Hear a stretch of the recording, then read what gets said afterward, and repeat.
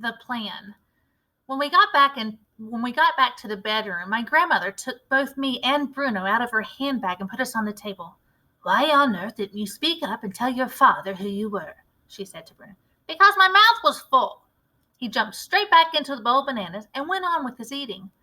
"What a very disagreeable little boy you are," my grandmother said to him. "Not boy," I said, "mouse." "Quite right, my darling, but we don't have time to worry about him at this moment. We have plans to make. In about an hour and a half time, all the witches will be going down to supper in the dining room, right?" "Right." "And every one of them has got to be given a dose of the mouse maker. How on earth are we going to do that?" "Grandmama, I think you're forgetting that a mouse could go places where human beings can't." "That's quite right, but even a mouse can't go creeping around the tabletop carrying a bottle and sprinkling mouse maker all over the witch's roast beef without being spotted." "I was thinking about doing it in the dining room," I said. I wasn't thinking about doing it in the dining room." "Then where?" "In the kitchen, while their food is being got ready."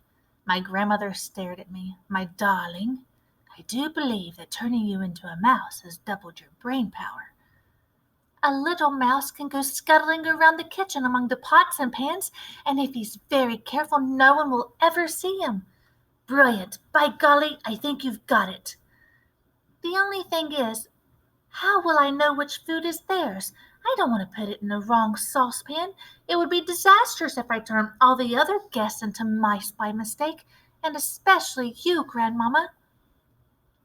"Then you'll just have to creep into the kitchen and find a good hiding place and wait and listen. Just lie there in some dark cranny listening to what the cooks are saying, and then, with a bit of luck, somebody's going to give you a clue. Whenever they have a very big party to cook for, the food is always prepared separately." "Right. That's all I have to do. I shall wait there and I shall listen and I shall hope for a bit of luck." "It's going to be very dangerous. Nobody welcomes a mouse into a kitchen. If they see you, they'll squash you to death." "I won't let them see me."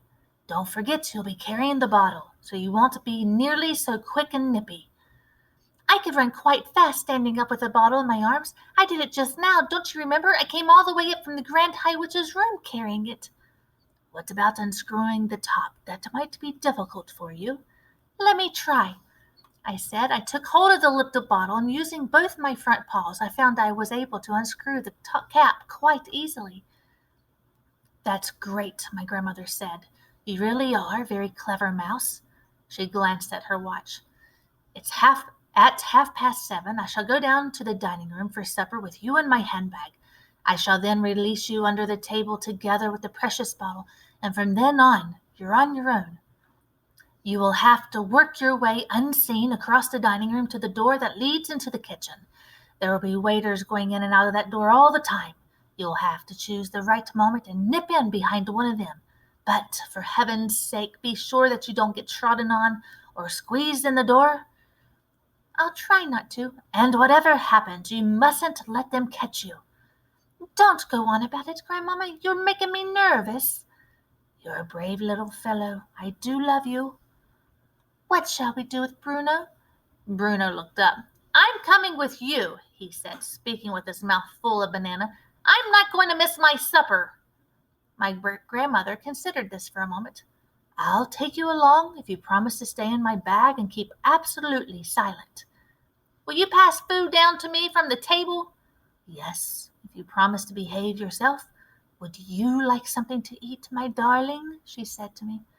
"No, thank you. I'm too excited to eat, and I've got to keep fit and frisky for a big job ahead." "It's a big job, all right. You'll never do a bigger one."